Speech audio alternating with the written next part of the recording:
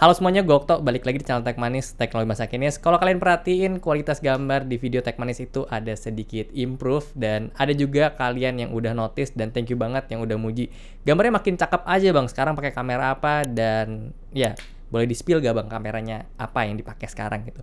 Ya akan gue kasih tahu di video ini, dan kalian stay tune terus aja sampai akhir video. Nanti akan gue kasih unjuk juga ada hal menarik yang pengen gue kasih tahu ke kalian, khususnya untuk kalian yang baru mau mulai bikin konten, akan gue share di video ini. Kita akan bahas, langsung aja masuk ke videonya.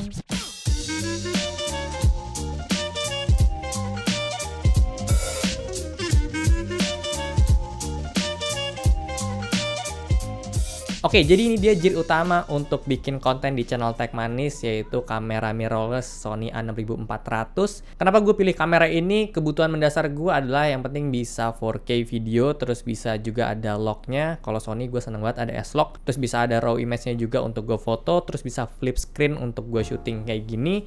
Dan ya itu aja sih sebenarnya yang gue butuhin. Sedikit cerita, kamera sebelum ini adalah Canon EOS M10, terus sebelumnya juga gue pakai kamera HP ya, Samsung A30s. Ya pakai gear itu sih ada beberapa keterbatasan, tapi gue tetap bisa produksi hampir 100 video Tech Manis ya kurang lebih segitu deh. Dan sampai ya akhirnya gue putusin untuk ganti karena pengen upgrade kualitas gambar aja, dan kurang lebih kayaknya udah ada 10 video pakai kamera ini. Oke, sekarang kita masuk untuk bahas si A6400-nya sendiri. Pertama, dari segi desain, kamera ini tuh merepresentasikan banget kalau ini adalah gear profesional banget. Gue suka dengan dia punya dial-dial dan tombol basic, jadi pengen setting-setting apa aja tuh cepet. Yang biasa gue gunain tentu ada aperture, shutter speed, dan ISO. Terus ada tombol FN juga. Yang gue sering atur di sini adalah autofocus dan white balance. Untuk autofocus sendiri sebetulnya kita bisa ubah sementara waktu. Kalau kita lagi pengen pakai mode manual atau pengen auto, kita tinggal tahan aja tombol yang ada di sebelah menu ini. Terus untuk white balance sendiri gue lebih suka pakai manual biar lebih konsisten. Cuman memang kalau kita pindah shot pasti akan menyesuaikan lagi. Contoh kalau gue lagi shot B-roll dan shot kayak gini, itu pasti akan beda ya. Dia punya white balance, jadi gue taruh beberapa profile white balance yang udah gue setting, dan gue itu settingnya pakai gray card gitu, white balance card gitu ya kayak. Ya, nih kayak gini. Ini sangat membantu banget sih.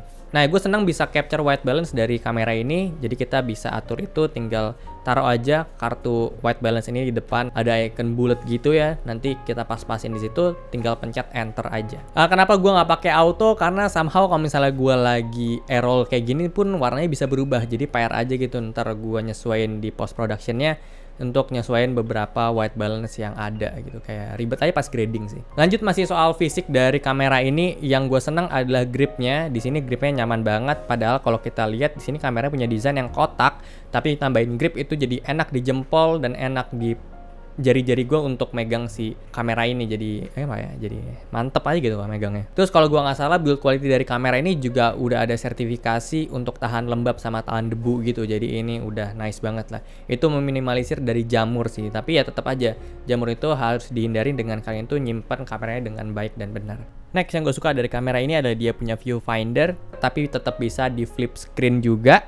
Bukan ke samping tapi ke atas, dan gue pribadi emang lebih suka flip screen yang ke atas kayak gini dibanding ke samping, karena menurut gue mata itu lebih natural lihat ke atas dibanding lihat ke samping. Untuk layarnya ini touchscreen, tapi titik touchscreennya juga terbatas ya. Menu-menu yang bisa diakses lewat touchscreen itu nggak sebanyak di EOS. Jadi emang biasanya kalau orang itu pindah dari Canon ke Sony, banyak kendala di situ sih. Termasuk gue juga ngalamin kayak gitu. Untuk lensa di sini gue pakai lensa kit dengan focal length di 1650 mm, dan dia punya aperture itu ada di 3,5 sampai 5,6. Ya gue sih pengen invest di lensanya Sony karena pilihan E-mount itu banyak banget. Oke, langsung aja gue kasih unjuk gimana gue setup kamera, dan sekalian kita akan bahas speknya. Yang tadi gue bilang ini udah 4K dan ini mentok di 25 fps, sementara kalau Full HD ini bisa sampai di 100 fps. Gue sih sampai sekarang belum pernah pakai 100 fps-nya karena belum ada kebutuhan ke situ, tapi mungkin nanti ada.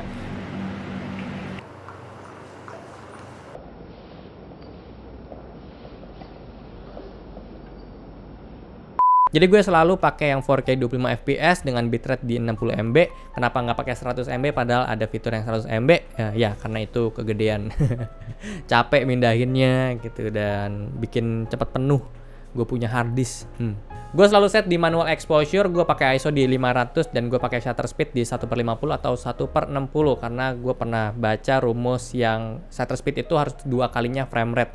Jadi frame rate-nya 25, gue pakai ini kan, jadi gue pakai shutter speed di 1/50 atau 1/60 itu masih aman. Kalau misalnya kalian shootnya di 100 fps ya berarti harus 2 kalinya itu, 1/200 shutter speednya. Untuk profile picture gue pakai S-Log 3, tapi katanya sih kalau indoor lebih bagus S-Log 2 ya. S-Log 3 itu lebih ke outdoor yang backlight itu harsh banget gitu dari objeknya. Tapi dari kemarin gue cobain pakai S-Log 2, gue nggak pernah nemuin settingan yang pas gitu ya. S-Log 2 itu kadang suka ada warna yang pecah gitu loh. Jadi gue belum tahu gimana cara dapetin enaknya. Kenapa pakai lock dan kenapa gue cari fitur ini? Karena lock itu penting banget sih menurut gue untuk kita bisa coloring kita punya video dengan luas. Jadi kita mau arahin kemana video itu bisa banget. Sebelum diwarnain kalau video pakai lock tuh jadi kayak gini.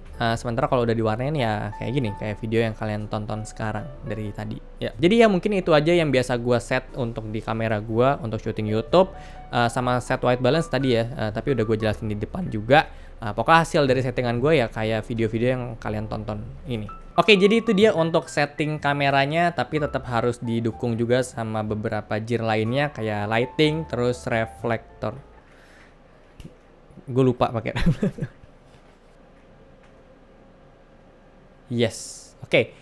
Ya ini dia reflektor udah gue pakai.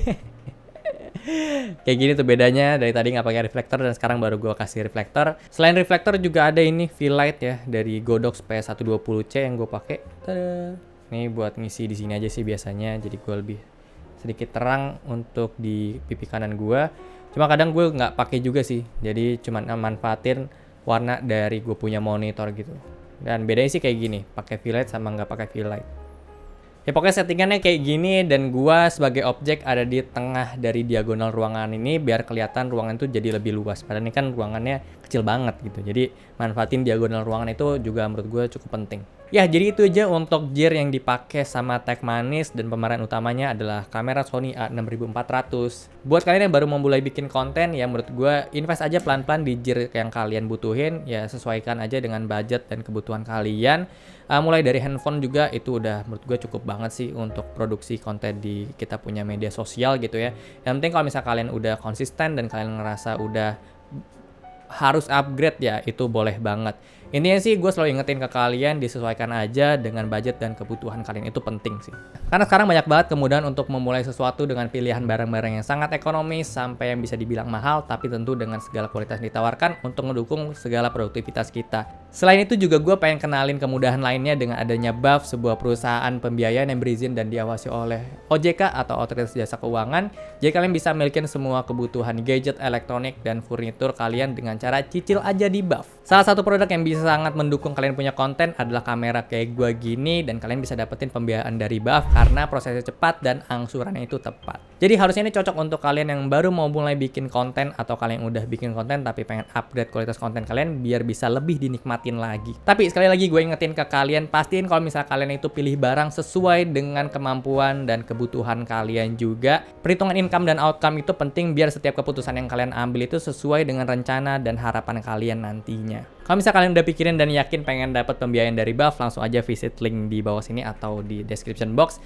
Atau kalian bisa download juga BAF Mobile di App Store atau di Play Store. Follow Instagram @BAF_Indonesia dan YouTube Busan Auto Finance untuk tahu lebih lanjut tentang program pembiayaan gadget elektronik dan furnitur lainnya. Jadi segitu aja untuk video gua kali ini. Thank you banget untuk kalian yang udah nonton dan thank you juga untuk BAF. Kalau misalnya kalian suka boleh like, share, and subscribe channel ini. Gua Okto, sampai jumpa di video selanjutnya. Terima kasih.